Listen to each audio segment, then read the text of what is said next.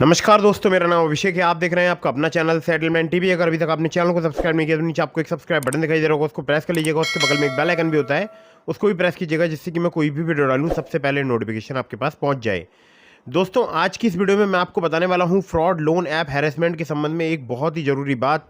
और ये एक न्यू अपडेट है, क्योंकि बहुत सारे लोग अभी मैं देख रहा हूं लोन एप्लीकेशन से काफ़ी ज़्यादा परेशान है, यानी फर्जी लोन एप्लीकेशन से। ठीक है, मैं यहाँ पर किसी जेन्यून या ट्रस्टेड लोन एप्लीकेशन की बात नहीं कर रहा हूँ, एनबीएफसी रजिस्टर्ड लोन एप्लीकेशन की बात नहीं कर रहा हूँ। मैं बात कर रहा हूँ उन सभी फर्जी लोन एप्लीकेशंस की जो कि लोगों को बहुत ज़्यादा हैरेसमेंट करते हैं, बहुत ज़्यादा ब्लैकमेल करते हैं, 6 से 7 दिन का लोन प्रोवाइड कराते हैं और बहुत ही मोटा जो है ब्याज वसूलते हैं। ठीक है, तो ऐसी लोन एप्लीकेशन के बारे में मैं आपको बताऊंगा कुछ ज़रूरी बातें, क्योंकि बहुत सारे लोग परेशान हैं और बहुत सारे लोग मेरी वीडियोस देखते हैं और बाद में कमेंट करते हैं और मुझे बार बार कॉल करते हैं, मैसेज करते हैं। ठीक है, मेरे पास मेल्स आते हैं और मैं मेल्स में जब वापस से कॉल करता हूं तो वो डर के मारे कॉल नहीं उठाते, उनको लगता है किसी रिकवरी एजेंट का फ़ोन ना आ गया हो। ठीक है, तो मुझे ऐसा फील होता है, क्योंकि मैं अक्सर जब भी मेरे पास लोग मेल करते हैं और अपना नंबर मुझे भेजते हैं और जब मैं कॉल करता हूँ तो उनके कॉल रिसीव नहीं होते हैं। ठीक है, मैंने अक्सर देखा ये चीज़। तो दोस्तों, मैं आप लोगों के लिए बात बताऊं कि देखो, डरने की आवश्यकता नहीं है। आज की ये वीडियो मैंने इसी कारण बनाई है। अब देखिए, बहुत सारे लोग क्या हैं जो फर्जी लोन एप्लीकेशन के रिकवरी एजेंट्स हैं, उनकी धमकियों से तंग आकर मोबाइल फ़ोन स्विच ऑफ यानी नंबर बंद कर देते हैं। तो ऐसे में क्या होगा, ठीक है, ये मैं आपको आज की इस वीडियो में बताऊंगा। तो देखो, सबसे पहले तो ये जान लो कि जो भी लोन एप्लीकेशन है, जिससे भी आपने लोन लिया है, पहले उसको पहचानो कहीं वो एनबीएफसी रजिस्टर्ड लोन एप्लीकेशन तो नहीं है। इसके लिए आपको अपना सिविल स्कोर चेक करना है। सिविल स्कोर में अगर उनका लोन शो होता है, मतलब सिविल रिपोर्ट में अगर उनका लोन शो होता है, डैट मीन्स कि वो लोन एप्लीकेशन जो है वो जेन्यून है, आरबीआई रजिस्टर्ड एनबीएफसी के बिहाफ पर वर्क कर रही है या बैंक के बिहाफ पर वर्क कर रही है। ठीक है, हालांकि 7 डेज़ वाली लोन एप्लीकेशन जितनी भी हैं, अब तक मेरे नज़र में कोई भी ऐसी एप्लीकेशन नहीं आई है जो कि एनबीएफसी रजिस्टर्ड हो। ठीक है, तो अगर आपको 7 डेज़ का लोन प्रोवाइड कराया गया है, अपनी एनबीएफसी का नाम डिस्क्लोज नहीं किया गया है या डिस्क्लोज किया गया है तो फर्जी नाम डिस्क्लोज किया गया, आप ऐसे पता कैसे लगाएंगे? तो मैं आपको बता दूं, जो भी एनबीएफसी है, जैसे मान लीजिए अगर कोई एनबीएफसी है, सपोज कीजिए कि वो है ट्रू क्रेडिट प्राइवेट लिमिटेड। ठीक है, तो ट्रू क्रेडिट प्राइवेट लिमिटेड की आपको ऑफिशियल वेबसाइट पे जाना है, वहाँ उनके लैंडिंग पार्टनर चेक करनी है।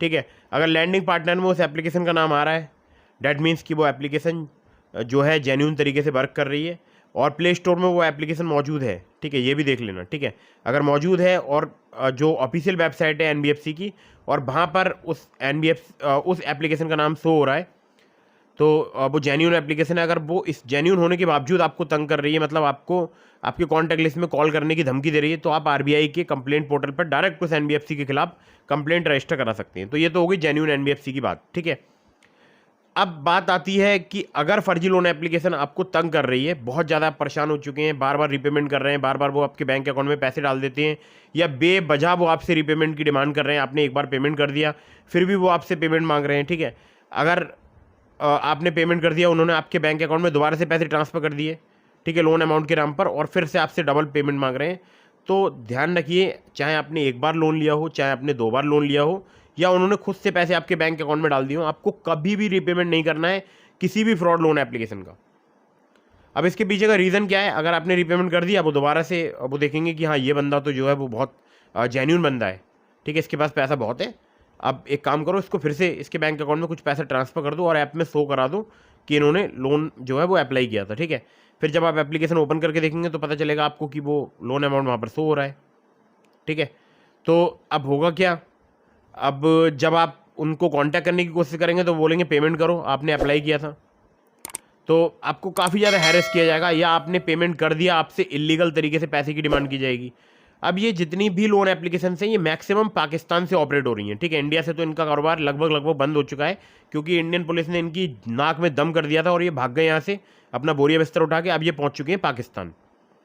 जितने भी लोग अगर मैं बात बताऊं तो उनमें से मुझे लगता है 90% लोगों के पास से पाकिस्तान के यानी +92 के नंबर से कॉल्स आ रही होंगी।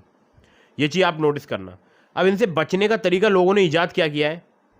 ठीक है, लोग क्या करते हैं, कॉन्टैक्ट लिस्ट डिलीट करने का तरीका ढूंढते हैं। हालांकि वो तरीका भी वर्क करता है, बहुत हद तक वर्क करता है। उसका लिंक आपको डिस्क्रिप्शन में मिल जाएगा वीडियो का, how to delete contact list from loan apps.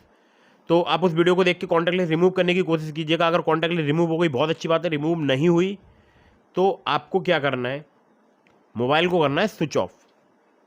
सबसे पहले आप पुलिस कंप्लेंट रजिस्टर करा दीजिएगा, चाहे अपने नज़दीकी पुलिस स्टेशन में, चाहे आप ऑनलाइन साइबर क्राइम पोर्टल में रजिस्टर कराइएगा, चाहे आपके नियरेस्ट कोई साइबर क्राइम पुलिस स्टेशन है वहाँ पर जाकर रजिस्टर कराइए। एक पुलिस कंप्लेंट आपको लॉन्च करानी है।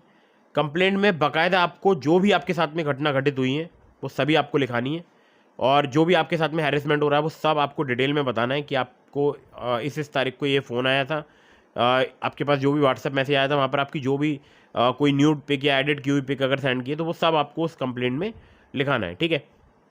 उसके बाद आपको जो है पुलिस कंप्लेंट कराने के बाद कंप्लेंट की कॉपी सभी कॉन्टैक्ट में, अपने एक भी कॉन्टैक्ट को छोड़ना मत, सबके पास सेंड कर देना, बता देना मेरा फ़ोन हैक हो गया है, ठीक है। और उसके बाद कर लेना नंबर स्विच ऑफ। अब नंबर जब आप स्विच ऑफ कर लेंगे तो आपके मन में एक सवाल आ रहा होगा, फिर तो हमारा वो न्यूड फोटो वायरल कर देंगे। तो बिल्कुल आपका न्यूड फोटो वायरल कर सकते हैं, क्यों नहीं कर सकते हैं, लेकिन उनको भी पता है अगर उन्होंने आपका न्यूड फोटो आपकी कॉन्टैक्ट लिस्ट में वायरल किया तो फिर आप तो वैसे भी लोन नहीं दोगे, क्योंकि ऑलरेडी जो है आपको डिफेम उन लोगों ने कर दिया। दूसरा एक कारण और है, वो ये कि वो क्यों नहीं करते हैं सभी के पास, मतलब वो कुछ रैंडमली नंबर सेलेक्ट करेंगे, उनके पास मैसेज करेंगे, ऑलरेडी आपने अपनी पुलिस कंप्लेंट वहाँ पर फॉरवर्ड कर दी होगी, तो वो समझ जाएंगे कि हाँ जो है इस बंदे के साथ में फ्रॉड हुआ, हमारे पास मैसेज आ गया है, तो वो आपको इन्फॉर्म कर देंगे किसी भी माध्यम से। या फिर अगर आपने अपने कॉन्टैक्ट को नहीं बताया कि आपके साथ में कोई फ्रॉड हो गया, आपने नंबर डायरेक्टली स्विच ऑफ कर लिया, तो बस केवल इतनी प्रॉब्लम आनी है कि वो जो भी कॉन्टैक्ट का पर्सन है वो आपसे कॉन्टैक्ट करेगा और बोलेगा कि ये लोग बोल रहे हैं कि आपने लोन लिया है और मुझे गारंटर बना दिया है, कुछ इस हिसाब से ये लोग कहानी एक बनाते हैं। जो आपकी कॉन्टैक्ट लिस्ट में पर्सन होते हैं उनको कॉल करके बोलते हैं कि आपको गारंटर बनाया गया है और लोन लिया गया है, तो फिर वो बंदा जो है वो आपसे काफ़ी र्यूड तरीके से बात कर सकता है, ठीक है। वो बोलेगा कि नहीं आपने हमारे नाम पर लोन लिया है, वो कॉल कर रहे हैं, आपका आधार कार्ड पैन कार्ड हमारे पास भेजा है, ठीक है। तो आप उनको बताओगे जब कि भाई मेरे साथ में फ्रॉड हो गया है, मैंने पुलिस कंप्लेंट रजिस्टर करा दी है, और कंप्लेंट की कॉपी आप उन्हें सेंड कर देना, ठीक है। तो इससे क्या होगा, उनको पता चल जाएगा कि जो लोन एप्लीकेशन वाला है वो फ्रॉड है, ठीक है। तो ऐसे बचने का तरीका है। हालांकि इसमें थोड़ी सी प्रॉब्लम आती है इंसान को कि एक मतलब पर्टिकुलर ये बात पता नहीं है कि किसके पास वो मैसेज करेंगे, किसके पास नहीं करेंगे, क्या पता सबके पास तो नहीं करते, लेकिन ऐसा होता नहीं जेन्युइनली। मैं सच बताऊं तो बहुत सारे लोग जो है नंबर अपना स्विच ऑफ कर देते हैं 15 से 20 दिन के लिए, फिर ये रिकवरी एजेंट के पास भी इतना टाइम नहीं है, क्योंकि आप जैसे बहुत सारे भाई हैं या बहुत सारी बहन हैं जिनसे इन्हें रिकवर करना है, ठीक है। तो बिल्कुल आपको घबराना नहीं है, इनका कोई आपको रिपेमेंट नहीं करना है। अगर आपको पता चल जाए कि लोन एप्लीकेशन 7 डेज़ का लोन प्रोवाइड कराने वाली है, कोई मतलब प्रोवाइड कराया है आपको, तो आप जो है इनको कोई भी रिपेमेंट मत करना। अगर आपने कर दिया तो आप एक बहुत बड़ी मुसीबत में फंस जाएंगे, फिर ये आपसे डबल पेमेंट की डिमांड करेंगे, आपको काफ़ी एरेस्ट करेंगे। इससे अच्छा ये है कि मोबाइल फ़ोन स्विच ऑफ कर दो, जिसके पास भी ये मैसेज करेंगे 1 या 2 या 3 बंदों के पास में, वो आपसे कांटेक्ट करने की कोशिश करेंगे, और अगर आपका नंबर स्विच ऑफ होगा तो वो भी कांटेक्ट नहीं कर पाएंगे, और डायरेक्टली किसी को ट्रिगर किया जा सकता है। जैसे कि मैंने पिछली वीडियो में बताया था, अगर आपका डायरेक्टली नंबर वहाँ पर नहीं लगेगा तो आपको कोई भी ट्रिगर नहीं कर पाएगा, ठीक है। ध्यान रखिएगा, ट्रिगर किसी दूसरे के माध्यम से आपको नहीं किया जा सकता, ठीक है, या किया जा सकता है तो उसकी परसेंट बहुत कम होती है। ध्यान रखिएगा, अगर कोई मेरे थ्रू आपको कॉल करवाता है तो आप इतने ज़्यादा ट्रिगर नहीं हो पाएंगे। डायरेक्टली अगर वो आपको कॉल करके धमकी देगा तो आप ज़्यादा ट्रिगर हो पाएंगे, ठीक है। तो ये ध्यान रखिएगा कि कोई भी सेकंड आपका दोस्त आपको उस लेवल पर ट्रिगर नहीं कर पाएगा, ये बात वो भी जानते हैं।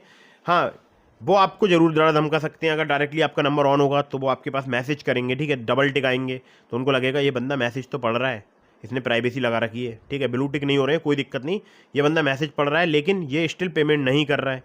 तो वो क्या करेंगे, एक न्यूड पिक बनाएंगे, आपके पास भेजेंगे, आप और ज़्यादा डर के माहौल में चले जाओगे। ऐसा बिल्कुल नहीं करना है, तुरंत तत्काल पुलिस के पास जाना है, पुलिस कंप्लेंट रजिस्टर करानी है। पुलिस भी आपको दिशा निर्देश, जहाँ तक है मैक्सिमम मैंने देखा है ऐसे केसेस में यही बोलती है पुलिस कि आप अपना नंबर स्विच ऑफ करो, ठीक है। और ये सब पाकिस्तान के नंबर हैं, क्योंकि जो भी आप नंबर लेकर जाओगे मैक्सिमम उसमें नंबर पाकिस्तान के होंगे, ठीक है। और पुलिस में कंप्लेंट रजिस्टर कराना इसलिए ज़रूरी है क्योंकि एक डेटा जो है बनता है कि कितने साइबर क्राइम हो रहे हैं इंडिया में, और जिस कंट्री के थ्रू भी हो रहे हैं उस कंट्री को वो अवगत भी कराया जाता है कि आपकी कंट्री से हमारी कंट्री में इस हिसाब से कॉल्स वगैरह किए जा रहे हैं, इस हिसाब से रिकवरी की जा रही है। जब ये बहुत हाई लेवल पर होगा, बहुत ज़्यादा कंप्लेंट्स आएंगी, तो जो है उनके मंत्रालय से बात की जाएगी कि आपके यहाँ से जो है वो इस प्रकार से कॉल्स आ रहे हैं, ठीक है। भारत सरकार का भी एक होता है मंत्रालय, विदेश मंत्रालय, तो उस हिसाब से जो है बात करेगा। लेकिन उस लेवल पर कंप्लेंट्स भी तो पहुँचनी चाहिए पुलिस के पास, जिससे कि पुलिस भी रिपोर्ट करे, क्योंकि जो साइबर क्राइम जो पोर्टल है ऑनलाइन जो आप कंप्लेंट रजिस्टर कराएंगे www.cybercrime.gov.in पर, या उनका एक नंबर भी है टोल फ्री, ठीक है, उस वेबसाइट पर आपको मिल जाएगा वो नंबर।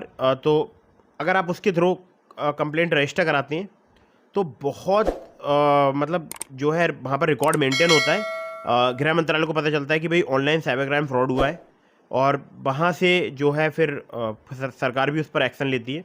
तो ऐसा नहीं है कि वो सब जो पोर्टल्स बनाए गए हैं वो बेवजह बनाए गए हैं। हर चीज़ की अपनी एक मतलब अपनी एक जिम्मेदारी है या कार्य है, तो उस हिसाब से वो कार्य चलते हैं। गवर्नमेंट अपना कार्य करती है, पुलिस अपना कार्य करती है। तो पुलिस कंप्लेंट जरूर रजिस्टर कराइए, क्योंकि आपके अगर आधार कार्ड पैन कार्ड का भी मिसयूज होता है तो उसका भी एटलीस्ट जो है पता होना चाहिए। आपके पास में एक प्रूफ होना चाहिए कि आपने आधार कार्ड पैन कार्ड जो है वो उस एप्लीकेशन में दिया था, जिससे कि आपके साथ अगर कोई फ्रॉड हो गया तो आप बाद में वो एप्लीकेशन दिखा सकें। ठीक है, तो मेरा कहना यही था कि आराम से चैन से सो जाइए। अगर आपने लोन वगैरह लिया है, बिल्कुल हैरस होने की ज़रूरत नहीं है इन लोगों से, बिल्कुल नहीं डरना है, कुछ भी गलत कदम नहीं उठाना है, मतलब बिल्कुल आपको निश्चिंत होकर सोना है। ठीक है, करने दो उनको जो करना है। ठीक है, किसी के कहने से रुकेंगे नहीं, और किसी के मतलब अगर ये ऑटोमेटिकली आपके बैंक अकाउंट में पैसा ट्रांसफ़र करेंगे या इतना ज़्यादा ब्याज मांगेंगे, तो अपना घर मकान दुकान जेवरात बेचकर आप क्यों दोगे यार अपनी मेहनत की गाड़ी कमाई। कोई इनका पेमेंट करने की आवश्यकता नहीं है। जितने भी फ्रॉड लोन एप्लीकेशन है इनको ख़त्म होना ही है एक दिन।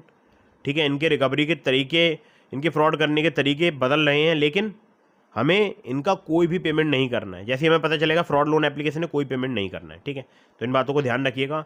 और अगर आप जेन्युइन है एनबीएफसी रजिस्टर्ड लोन एप्लीकेशन से लोन लेना चाहते हैं तो मैंने आपको डिस्क्रिप्शन में लिंक प्रोवाइड कराए हैं ट्रू बैलेंस, ब्रांच, पॉकेटली जैसी एप्लीकेशंस के। अगर आप उन एप्लीकेशन से मेरे लिंक से लोन अप्लाई करेंगे, आपके चांसेस बहुत ज़्यादा बढ़ जाएंगे लोन अप्रूव होने के। खासकर ट्रू बैलेंस से आप लेवल अप लोन से सिर्फ आधार कार्ड पैन कार्ड से बहुत ही आसानी से लोन प्राप्त कर सकते हैं। डिस्क्रिप्शन में लिंक है, चेक जरूर कीजिएगा। वीडियो अगर आपको पसंद आई हो तो उसको लाइक कर दीजिएगा, चैनल को सब्सक्राइब करना बिल्कुल मत भूलिएगा। मिलता हूँ फिर किसी इंटरेस्टिंग वीडियो में, फिर किसी इंटरेस्टिंग टॉपिक के साथ। तब तक के लिए जय हिंद, वंदे मातरम।